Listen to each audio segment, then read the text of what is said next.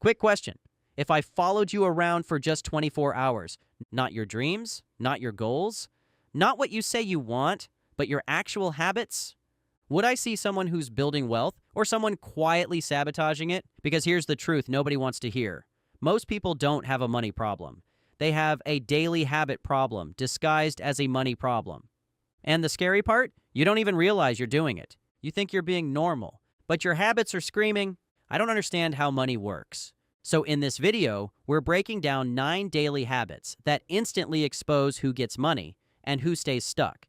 And fair warning, this might hit a little too close to home. Let's start with the one that ruins people the fastest. Way number 1, you spend money to feel rich. Think about it. You ever notice how people say, I deserve this, right before buying something they can't afford? Yeah, that's not confidence. That's emotional spending wearing a Gucci belt. Because let's be real. If your mood controls your spending, you're not in control of your money. Your emotions are. Bad day at work? Let me order food. Stressed? Let me shop online. Bored? Let me scroll Amazon like it's Netflix. That's not normal behavior. That's training your brain to associate spending with relief.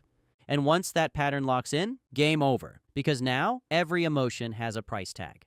Oh, and here's the deeper problem most people don't see.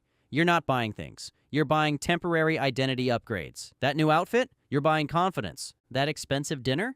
You're buying status. That car you can't afford?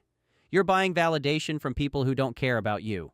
And the crazy part? It works for about 10 minutes. Then reality hits. Bills, stress, same life. So you do it again. And again and again. That's not spending. That's a dopamine subscription plan. Meanwhile, wealthy people, they do the opposite. They don't spend to feel rich. They build assets until they are rich. Then spending becomes optional, not emotional. Let me give you a quick example. 2 people both make $4,000 a month. Person A spends $500 every time they feel stressed. Person B invests that same $500 consistently. Fast forward a few years, one has a closet full of confidence boosts. The other has cash flow. Same income, completely different life. That's the difference between emotional thinking and financial thinking. And if this one stung a little, good, because it gets worse. But emotional spending is just the surface level problem. The real issue, most people don't even know what their money is doing in the first place. And that leads to habit number 2. Way number 2, you don't track where your money goes. Now forgive me if I say something that sounds harsh. If you don't know where your money is going, you don't control your life.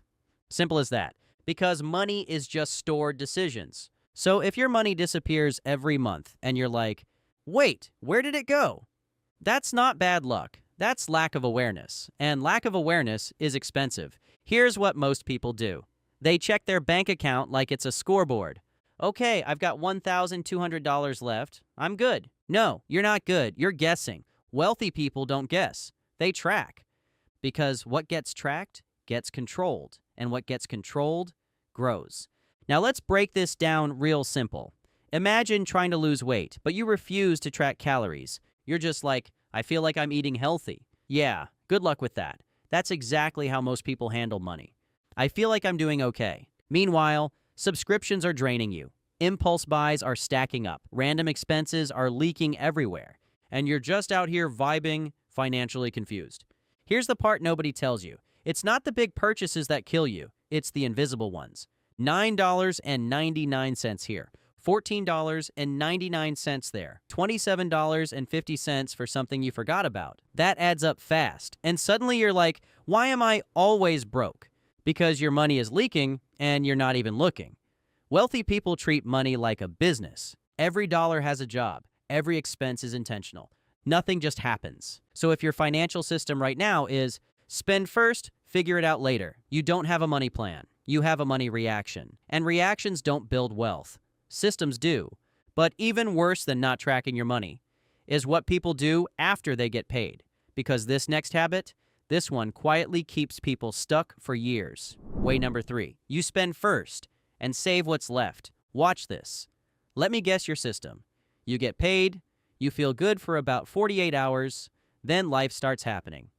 Bills, food, random spending, and whatever's left, you might save. If there's anything left. That's the problem. You're treating saving like a leftover activity. Wealth doesn't come from leftovers, it comes from priority. Here's the harsh truth. If you only save what's left, you'll always have nothing left. Because spending expands to fill your income. Every time. You make more money, your lifestyle quietly upgrades. You don't even notice it. Better food, better clothes, more convenience, more "I deserve this." And suddenly, you're making more, but still broke. That's not a money problem. That's a priority problem. Wealthy people flip the order. They don't save what's left. They take money off the top first, automatically, before they even see it. Then they live on the rest. That one shift changes everything. Because now, saving isn't optional. It's built in. Let's make this painfully clear. Person A saves 10% after spending. Person B saves 10% before spending. Over time, person B wins every time. Why? Because consistency beats intention. And most people have good intentions, but terrible systems. So if your financial plan right now is, "I'll save when I can," that's not a plan. That's a wish. And wishes don't build wealth. But here's where things get even more dangerous. Because some people actually do save money and still stay broke. Yeah, let's talk about that. Way number 4. You think saving money alone will make you rich. I'm going to be real with you. This one sounds responsible, but it's actually one of the biggest misunderstandings about money. Saving money is good, but saving money alone will not make you rich. In fact, if that's your only strategy, you're falling behind. Let me explain why. Money sitting in a savings account is losing value every single year. Inflation eats it. Quietly. Slowly. Relentlessly. So while you're proud of saving $10,000, its actual buying power is shrinking. That's like running on a treadmill and thinking you're moving forward. You're not. You're staying in place, at best. Wealthy people don't just save money. They deploy money. They turn money into assets. Things that grow. Things that produce income. Things that work while they sleep. Because money that sits dies. Money that moves multiplies. Now, don't get it twisted. I'm not trying to say it's a bad thing. Saving is important. It's your foundation, your safety net. But it's not the end game. It's step 1. And most people never move past step 1. They feel safe, but they're not building anything. And safety without growth, that's just slow decline. Now, up to this point, you might be thinking, okay, I get it. I need better habits. But here's where it really starts to expose people. Because the next few habits, these are the ones that look normal, but quietly keep you stuck for decades. And trust me, most people never escape them. Let's get into it. Way number 5. You upgrade your lifestyle every time you make more money. All right, let me paint a picture. You finally get a raise, or a better job, or a bonus. For about 5 minutes, you feel like you made it. Then something strange happens. Your life starts upgrading. Automatically. Better apartment, better car, more eating out, more convenience, more, "I worked hard. I deserve this." And just like that, your new income disappears just as fast as your old income. Welcome to the trap. If you've been following me for a while, you know it's called lifestyle inflation. And it's the reason people making $100,000 still feel broke. Here's the wild part. Most people don't even notice it happening. It feels normal. It feels earned. It feels justified. But it's quietly killing your wealth potential because every time your income goes up, your expenses follow it like a shadow. So your net worth stays flat. Let me simplify this. If your lifestyle rises at the same speed as your income, you're not progressing. You're just running faster on the same treadmill. Wealthy people don't do this. They delay lifestyle upgrades. They keep their expenses stable while their income grows.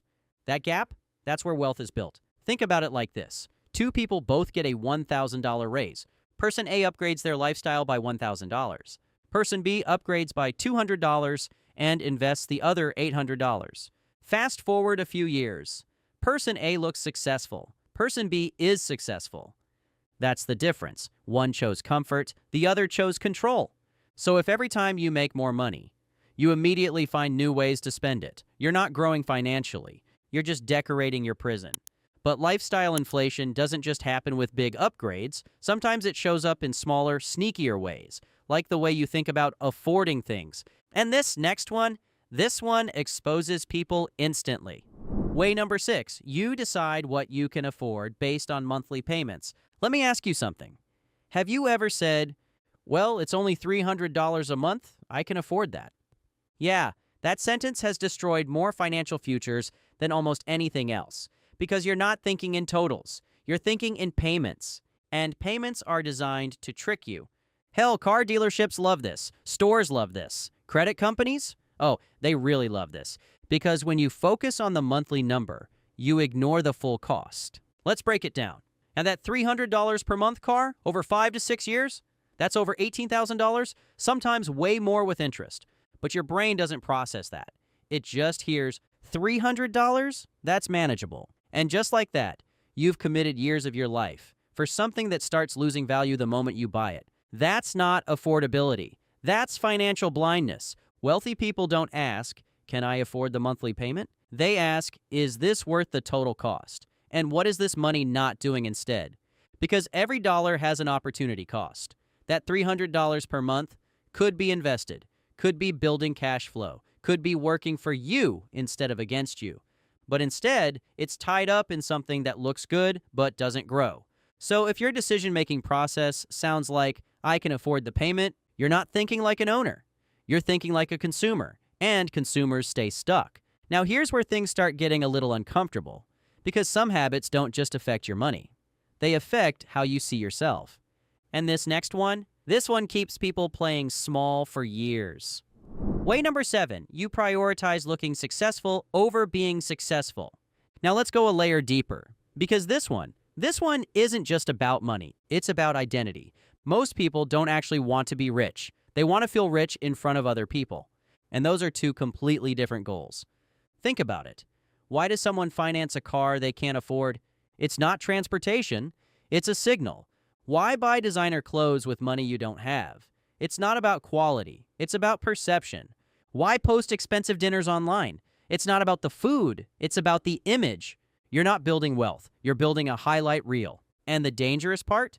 The more you invest in looking successful, the harder it becomes to admit you're not. So now you're stuck, because your lifestyle has to keep up with your image, and your image has to keep up with other people's expectations. So you spend more, upgrade more, flex more, all while your actual financial foundation stays weak. That's exhausting. That's why people who look rich are often the most stressed, because they're carrying a lifestyle they can't actually afford to maintain. Let me give you a simple contrast. Person A makes $70,000, drives a $50,000 car, wears designer, lives paycheck to paycheck, but looks successful. Person B makes $70,000, drives a $15,000 car, invests the difference, builds assets quietly, and looks average. 5 years later, person A is still trying to keep up. Person B owns their life. That's the game. And most people choose the wrong side. Here's the truth nobody says out loud. Looking rich delays becoming rich, because every dollar you spend to impress people is a dollar that could have been building freedom. So if your financial decisions are influenced by what will people think, you're not playing the wealth game. You're playing the approval game, and approval doesn't compound. Money does. And once you finally stop performing for people, that's when everything shifts, because now you can focus on something that actually matters. Not just how you look, but how your money works when you're not around. And that leads directly into the next level. Way number 8, you trade time for money without a plan to escape. Now don't get me wrong, everyone starts here. You work, you get paid. That's normal. But here's the problem. Most people never move past this stage. They stay stuck in a cycle where if they stop working, money stops coming in. Working for money isn't the problem. Only working for money, that's the problem. Because if your income depends on your time, you've built a system where every dollar requires your presence. And think about what that really means. If you stop working, you stop earning. If you get sick, income pauses. If you want a break, money slows down. That's not freedom, that's a financial leash. And most people don't even question it. They just upgrade the leash. Better job, higher salary, more hours, more stress, same structure.